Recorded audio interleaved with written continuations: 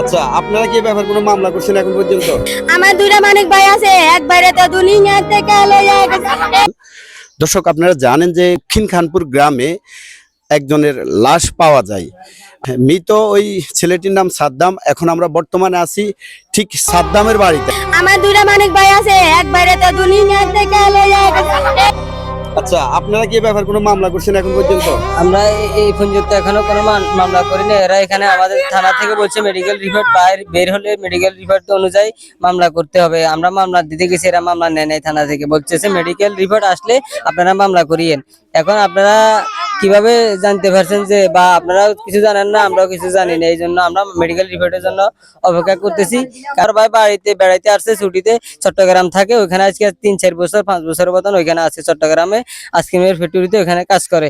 ওইখান থেকে বাড়িতে আইসে, সেদিনে সেই দুপুর 12টার দিকে বাড়ি থেকে রওনা দেয় আমার নানার বাড়িতে। নানার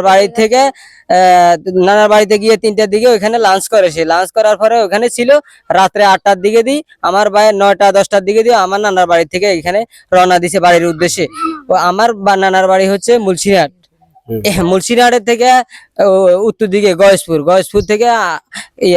থেকে আমার ভাই যখন আসতেছে মুলসিরহাট হয়ে এখান দিয়ে আমার ভাই আসতেছে। আসার পথে বাবু ওখানে খানপুর স্কুল আছে, খানপুর সরকারি প্রাইমারি স্কুল আছে। স্কুলের এখানে একটা ছোট ব্রিজ হয়, সেখানে হাঁটু পরিমাণ জল আছে। ওই জলের ওইখানে মেরে আমার ভাইকে ফেলে রাখা হয়েছে ওইখানে। তখন আমরা 9টার দিকে আমার ভাইয়ের কোনো খবর পাইতেছি না বিদে 9টা, 10টা, 11টা, 12টা বাজে গেছে, আমরা কোনো খবর পাইনি। আমরা মনে ছিলাম ভাই মনে বন্ধু বান্ধব বা কেবা কারো বাসায় গিয়ে রয়েছে বা কোথাও কারোর সাথে গিয়েছে, এই জন্য আমরা চুপ আছিলাম। সকালবেলা যখন আমার মামা আমাদের বাড়ি থেকে আমরা নানার বাড়িতে ফোন দিয়ে যোগাযোগ করার পরে যখন আমার মামার বাসতলাতে, ওইখানে এই খানপুর বাসতলাতে আমার মামার শ্বশুর বাড়ি, সেজ মামার শ্বশুর বাড়ি। ওখানে আমার ছোট মামা ওখানে ফোন দিয়ে জানাইছে যে এমনি সাইকেল আসিল, সাথে ফোন আসিল, একটা নতুন সাইকেল আসিল। সাইকেলটা আমাদের বাড়ির একজনেরই, ছোট আমার এক ভাতিজার নতুন সাইকেল। এই সাইকেলটা সাথে ছিল। এখন এরকম একটা লোক এই শার্টে ফ্যানে ভরা এই রোড দিয়ে গেছে নাকি, বা কেউ ধরে কি ফোন রাখে দেওয়া হয়েছে নাকি সাইকেল রাখে দিছে, বা কেউ মারছে কিনা, বা প্রশাসনকে দিয়ে দিছে কিনা।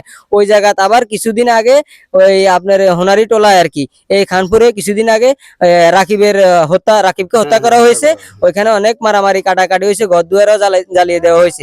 এখান দিয়ে আসার পথে এই প্রাইমারি স্কুলের সামনে একটা ছোট ব্রিজ করা হইতেছে আর কি, ওইখানে অক্ষত অবস্থায় আমার ভাইয়ের লাশ পাওয়া যায়।